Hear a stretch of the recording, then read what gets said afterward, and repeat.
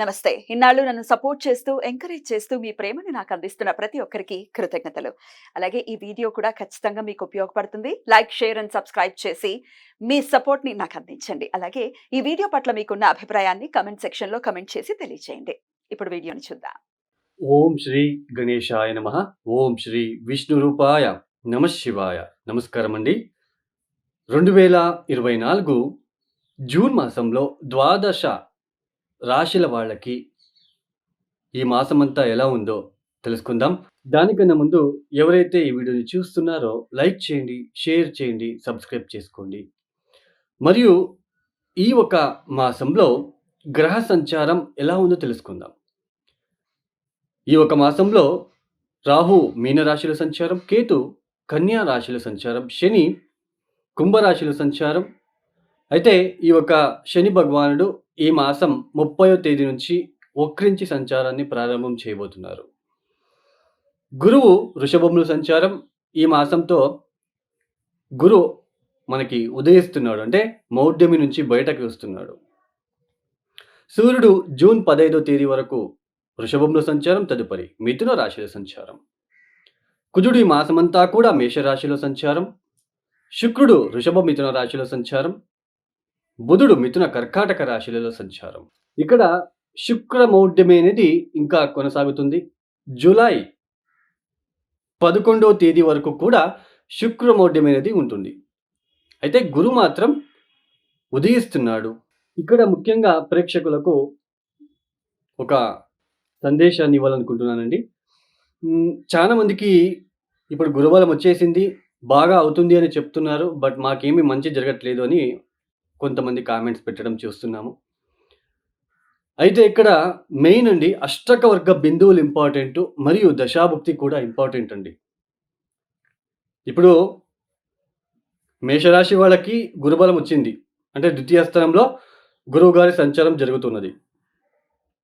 మీ జన్మ జాతకంలో వృషభ రాశికి గురువు గారు ఎన్ని బిందువులు ఇచ్చారు? మీరు పుట్టినప్పుడు ఒక్కొక్క గ్రహము ఒక్కొక్క రాశులలో పాయింట్స్ ఇచ్చుకుంటూ వస్తుంది తన ఒక స్ట్రెంగ్త్‌తో. ఆ పాయింట్స్‌ని మనం అష్టక వర్గం బిందువులు అంటాం. సో, మీ యొక్క జన్మ జాతకంలో వృషభానికి గురువు గారు ఎన్ని బిందువులు ఇచ్చారు? ఇది చూసుకోండి. 0, 1, 2, 3 ఇట్లా ఇచ్చి ఉంటే కాస్త ఇబ్బంది పెట్టే రకంగా ఉంటుంది. అంటే గురుబలం ఉన్నప్పటికీ అది పెద్దగా యోగించదు.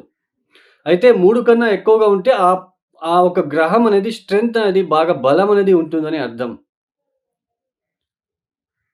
అదే సేమ్ ప్రొసీజర్‌నే ఏలినాటి శనికి కూడా అప్లై చేసుకోండి. కొంతమంది ఏలినాటి శని ఇబ్బంది పెట్టదు. ఇబ్బంది పెట్టినా బయటపడుతూ ఉంటారు. కొంతమందికి చాలా డిప్రెషన్‌కి వెళ్ళిపోతారు. ఏలినాటి శని టైంలో చాలా మానసిక పరమైన డిప్రెషన్స్, అపవాదాలు ఎక్కువగా వస్తాయి. శని జన్మరాశిలో వచ్చినప్పుడు ఆ రాశిలో ఎన్ని ఇచ్చాడు బిందువులు అని చూసుకోండి. 0, 1, 2, 1, 2 ఇచ్చి ఉంటే చాలా డేంజర్. చాలా డిప్రెషన్‌లోకి తీసుకెళ్తాడు. మరియు మీ యొక్క దశాభుక్తి కూడా చాలా ఇంపార్టెంట్ అండి. దశా పీరియడు ప్రతి ఒక్కరికి చాలా ఇంపార్టెంటు. ఏ దశ జరుగుతుంది? భుక్తి ఏంటి? ఆ దశాభుక్తికి తగ్గట్టుగా మనం పరిహారాలు చేసుకుంటూ వెళ్ళాలి. ఇప్పుడు బుధ మహాదశ రాహుభుక్తి జరుగుతుంది అనుకోండి. శివ సహస్రనామం చదువుకోవాలి. మనమే ప్రతిరోజు చదువుకోవడము, లేదా మనము పంతులతో ఏదైనా శివాలయానికి వెళ్ళి శివ సహస్రనామం చేయండి అంటే చేస్తారు. అదే ఇప్పుడు మనకి గురు మహాదశలో రాహుభుక్తి అనుకోండి. తిలా హోమం చేసుకోవాలండి. తిలా హోమం అంటే ఇది పితృదోషాలలో పితృదోష పరిహారం చేసేటప్పుడు ఆ పరిహార భాగంలో తిలా హోమం అనేది కూడా ఒకటి ఉంటుంది. అదే చంద్రమహాదశలో శుక్రభుక్తినో, బుధభుక్తినో అలా ఉన్నప్పుడు, లేదా శుక్ర మహాదశలో చంద్రభుక్తి ఉన్నప్పుడు మహాలక్ష్మి అమ్మవారిని పూజించాలి. ఇలా దశాభుక్తిలో వచ్చినప్పుడు మనము వాటికి తగ్గట్టుగా ఆ దశాభుక్తి రాకున్న ముందే పరిహారాలు చేసుకోవాలి. రేపు ఎగ్జామ్ అన్నప్పుడు పిల్లవాడు చదివితే ఏమవుతుంది? ఎగ్జామ్ రాస్తే మనకి నో యూజ్ కదండీ. సో, అలానే దశాభుక్తి ఇంకొక 1 మంత్‌కి ప్రారంభమవుతుంది, నెక్స్ట్ మంత్ వస్తా ఉంది అన్నప్పుడే మీరు మేలుకొని మీరు ఆ పరిహారాల్ని అప్పటి నుంచే పాటిస్తూ వస్తే ఆ ఒక పెద్దగా దశాభుక్తి పెద్దగా ఇబ్బంది పెట్టినప్పటికీ దాని నుంచి బయటపడే మార్గం కూడా చూపిస్తుంది. సో, ఇది అండి మీకు తెలియాలని చెప్పాను. అష్టకవర్గ బిందువులను చూసుకోండి, దశాభుక్తిని చూసుకోండి. వాటికి తగ్గట్టు పరిహారాలు చేసుకుంటూ వెళ్ళండి. సో, మీరే స్వతహా పరిహారాలు చేసుకోవడం ద్వారా చాలా బె రిజల్ట్ అనేది ద్వాదశ రాశుల వాళ్ళ ఒక ఫలితాలు ఒక్కొక్క రాశికి ఎలా ఉంటుందో మనము చూసుకుంటూ వెళ్తామండి. ఇక రెండవ రాశి వృషభ రాశి. ఈ వృషభ రాశి వాళ్ళకి ఈ ఒక మాసంలో యోగిస్తున్న గ్రహాల సంఖ్య అనేది తగ్గింది. ఎందుకు అంటే కుజుడు ఇన్ని రోజులు గత మాసంలో లాభస్థానంలో సంచారం చేశారు రాహుతో కలిసి. అయితే ఇక మీద వ్యయస్థానానికొస్తున్నాడు. అంటే ఈ యొక్క వృషభ రాశి వాళ్ళకి కుజుడి యొక్క యోగ ఫలితాలు తగ్గుతున్నాయని చెప్పుకోవచ్చు. ముఖ్యంగా వృషభ రాశి వాళ్ళకి లాభస్థానంలో ఉంటున్న రాహు, దశమ స్థానంలో ఉంటున్న శని వలన, తర్వాత తృతీయంలో అంటే ద్వితీయ, తృతీయ స్థానాల్లో బుధుడు ఒక సంచారం ఏదైతే ఉందో కాస్త శుభ ఫలితాలను ఇస్తున్నారు. మెయిన్ ఈ మాసమంతా రాహు బలిష్టంగా ఉన్నాడు. శని ఉద్యోగంలో మాత్రమే బలిష్టంగా ఉన్నాడు. ఉద్యోగంలో మాత్రమే మీకు అభివృద్ధి ఇస్తున్నాడు. మీరెంత కష్టపడితే రాహు అంత లబ్ధి ఇస్తాడు. రాహు లాభస్థానంలో ఉన్నాడు. అంటే శని అంటేనే హార్డ్ వర్క్. ఓకేనా? దశమ స్థానంలో ఉంటున్న శని ఓన్లీ ఉద్యోగంలోనే మీకు ఫోకస్ అయ్యేలా చేస్తున్నాడు. బట్ మనకిక్కడ దశమ స్థానంలో ఉంటున్న శని చతుర్థ స్థానాన్ని సమసప్తక దృష్టిలో చూస్తున్నాడు. తృతీయ దృష్టితో వ్యయస్థానాన్ని చూస్తున్నాడు.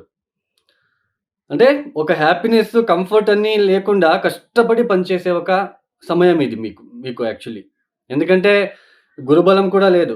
గురుబలం ఉన్నప్పుడు ఈజీగా పనులు చేసుకొని ఏమైనా మీరు పని చేసినా లేదా మీరు ఎక్కువ పని చేస్తూ ఉన్నప్పటికీ గురుబలం ఉన్నప్పుడు ఆయన చాలా కష్టపడుతున్నాడు, కొద్దిగా తక్కువ ఇవ్వండి పనులు, లేదంటే వేరే వాళ్ళకి అప్పచెప్పండి అన్నట్టుగా వేరే వాళ్ళు మీ బాస్ చెప్పడము. సో, కొద్దిగా రిలీఫ్ అనేది వస్తుంది. బట్ గురుబలం లేదు మీకు.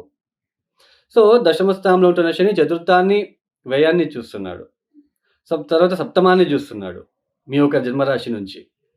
అంటే ఏదైతే హ్యాపీనెస్సు, కంఫర్టు, ఈ సుఖము ఇవన్నీ కూడా లేకుండా కష్టపడి ఓన్లీ వర్క్ జాబ్ గురించే మిమ్మల్ని ఆలోచన చేసేలా చేస్తున్నాడు. ఆ జాబ్ కష్టపడి పనిచేసి అలసిపోతారు. వ్యయస్థానాన్ని చూస్తున్నాడు. నిద్ర ఎక్కువగా ఉంటుంది.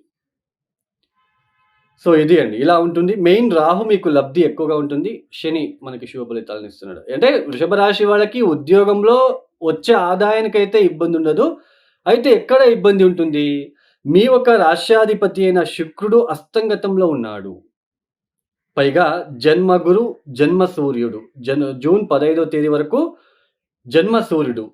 సో, ఆరోగ్యపరమైన ఒత్తిడులు, ఆరోగ్యం విషయంలో కొద్దిగా డబ్బులు ఖర్చులవ్వడం లాంటివి, కొద్దిగా అట్రాక్టివ్‌గా ఉండలేకపోవడం. అంటే ఏదో ఆలోచన, నేనేదో చేయాలి అన్నట్టుగా, నేనింకా నేర్చుకోవాలి అన్నట్టుగా ఫీల్ అవ్వడము, నేనింకా తక్కువ నేర్చుకున్నాను అన్నట్టుగా. సో, ఇలాంటివన్నీ ఎక్కువగా ఉంటాయి. సో, ఆరోగ్యపరమైన చిన్న ఒత్తిడులు, ఖర్చులు పెరగడము వాటి వలన.